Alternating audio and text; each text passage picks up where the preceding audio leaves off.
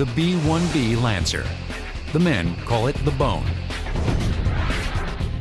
The B-1B bomber is 146 feet long, weighs approximately 440,000 pounds fully loaded, and can reach supersonic speeds of Mach 1.2.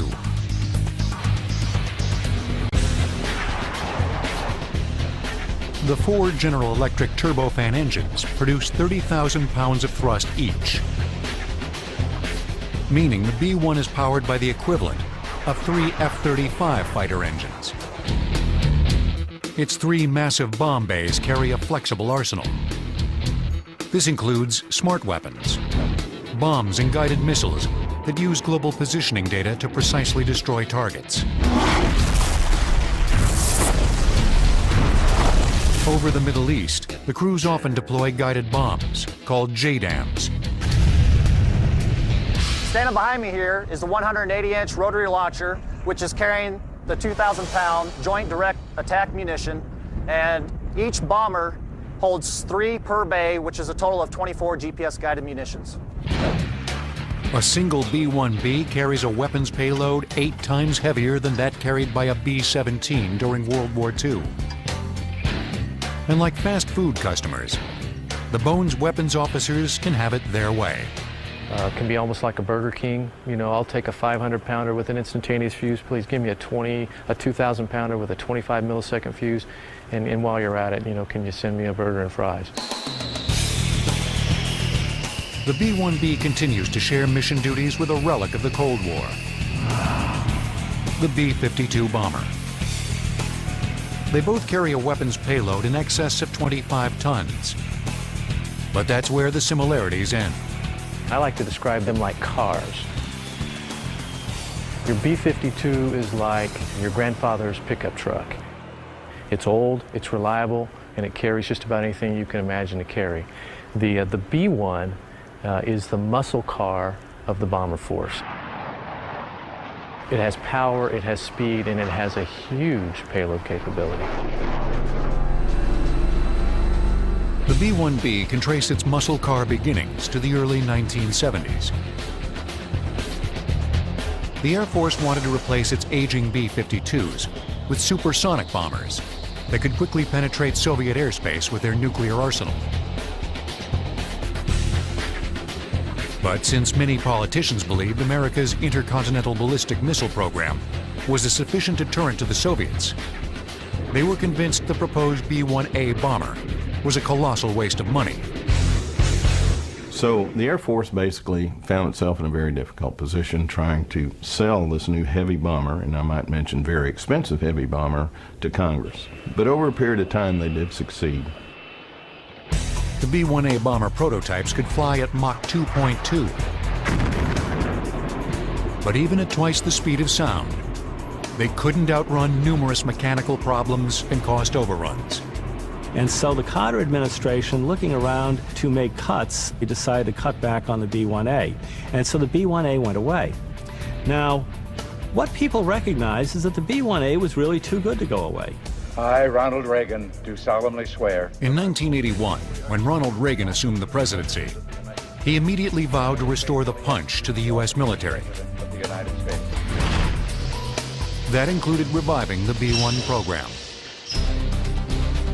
Renamed the B-1B, a single bomber could deliver a payload of 24 B-61 nuclear bombs with a destructive capacity nearly 500 times that of the Hiroshima blast.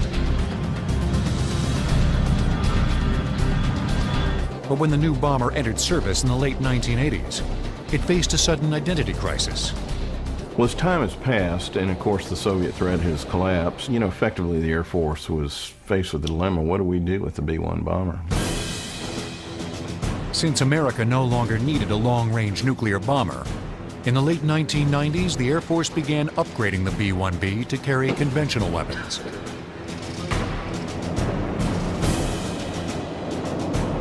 Over the past decade, the retooled B-1B has become a workhorse of the U.S. bomber fleet.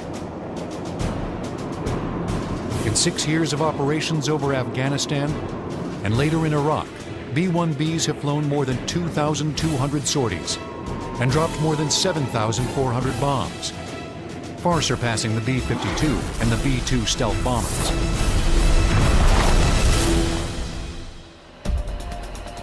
But the B-1B's greatest weapon may be its extreme agility, meaning the crews can sometimes avoid using bombs and still make a major impact on hostile forces below. They sometimes buzz the enemy by streaking at supersonic speeds as low as 200 feet off the ground. The sonic effect of the B-1B engines on the human ear is similar to a large conventional bomb blast. The key to this highly dangerous flight path is the bomber's autopilot. It employs a system called TF, or terrain following. When TF is engaged, the aircraft's radar scans forward up to 10 miles to create a map of the terrain. The plane uses the map to skim above the contours of the terrain without input from the pilot. Crews often use this low-level ground-hugging feature to awesome effect. Well, a show of force is really just to say, we're here, and a lot of times you can disperse the enemy or scare them into hiding and run them off before we have to use any kinetic tools, like a weapon. Collateral damage is very, very important to us, and we minimize that to the maximum extent. Whether it's a show force sortie or a tactical bomb strike, the B-1B pushes the limits of what a bomber can accomplish. Its capabilities make it extreme, the power makes it extreme, its flexibility makes it extreme. And if I were an enemy of the United States, the last thing I'd want to see is a B-1 coming at me.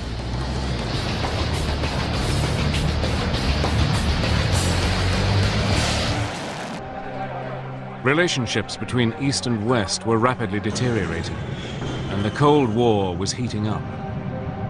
The world was entering a new era of nuclear power and nuclear testing. The Soviet Union had built up a huge arsenal of weapons, and the West responded. In a policy that was known as MAD, Mutually Assured Destruction, the heavy bomber was seen as the first line of attack. SAC, Strategic Air Command, put into place a global system called Operation Chrome Dome, in which massive B-52s would constantly patrol the Earth, ready at a moment's notice to fly to any target deep within the Soviet Union and attack. But SAC was also alarmed at the Soviet Union's new improved radar and SAMs, surface-to-air missiles. SAC was determined not to let its giant B-52 bomber fleet become sitting targets for the Soviet Union. It became apparent that any bomber aircraft that had to penetrate Soviet airspace was going to have to run a layered gauntlet of air defense missiles that could shoot down aircraft no matter how high or how low they were flying. The only way to evade Soviet air defense missiles was to fly so high that you're never going to hit a target with your bomb.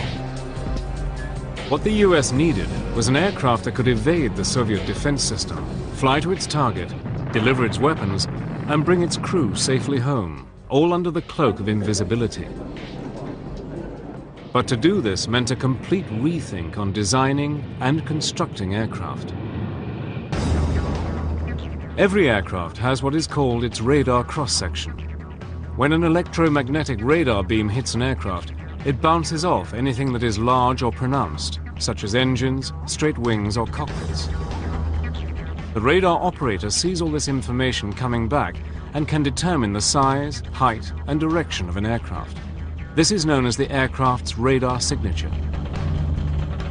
But if you can deny this information to the enemy's radar, then the plane will become almost invisible.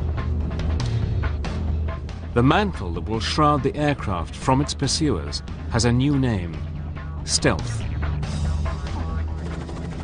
During the mid-1970s, the US government put out a top-secret tender to selected aircraft manufacturers. Their objective was to come up with a feasible design for an advanced technology bomber, capable of long range, high payload, and low observability. By some strange irony, the winner was Northrop's. 30 years after seeing the destruction of their fleet of YB-49s, Northrops were back in the flying wing business. During the early 1980s, Northrop worked on designs for their stealthy bomber. The entire project was buried deep within the highly classified and ultra-secret Black Program. At the time, the US Black Program was so secret that even those who knew about it were forbidden from ever acknowledging its existence. Even Congress was denied the knowledge of what or where money was being spent. The Soviet Union was carefully examining things like American technical journals and the American defense budget so that they would know what threats they'd have to deal with in the upcoming years. And in order not to have this very nifty new bit of stealth technology apparent to the Soviets just by picking up the annual published defense budget, they had to make it what's called a black program. With costs rising higher and higher, Northrop and its partners worked against the clock. Originally, the contract had been clear in its requirement: build a heavy bomber that could never be seen by enemy radar. The solution, like the aircraft they were developing, seemed impossible. What Northrop had to do was develop a computer system that would enable the B-2, as it came to be called, to stabilize itself using feedback and the fastest computers they could get. So the stabilization of a B-2 flying wing configuration becomes a software and computer hardware problem. It becomes a cybernetic problem. By the mid-80s, and despite some of the most stringent checks, rumors began to circulate about what might be going on behind Jack Northrop's door. Press reports, artists' impressions, magazine articles began guessing as to what was happening in Palmdale, California. On November the 22nd, 1988, the Northrop Corporation staggered the world when it unveiled its B-2 stealth bomber. After years of working behind a complete screen of secrecy, the team of visionaries at Northrop had rewritten the rules of aircraft design. The technological array was awesome. With over 130 onboard computers controlling every element of the aircraft, the B-2 was light years ahead of anything yet built. A variety of techniques were combined to make this aircraft almost invisible to radar. Its smooth surface and shape consists of curves, yet they are not consistently identical. The aircraft appears to continually change shape from whatever angle it is viewed, thereby confusing the radar, and whatever beams lock onto it are either reflected into outer space or are reduced and dissipated. Coated with RAM, radar-absorbent materials such as carbon fiber composites and top-secret reflective paint further reduces its detection from the enemy.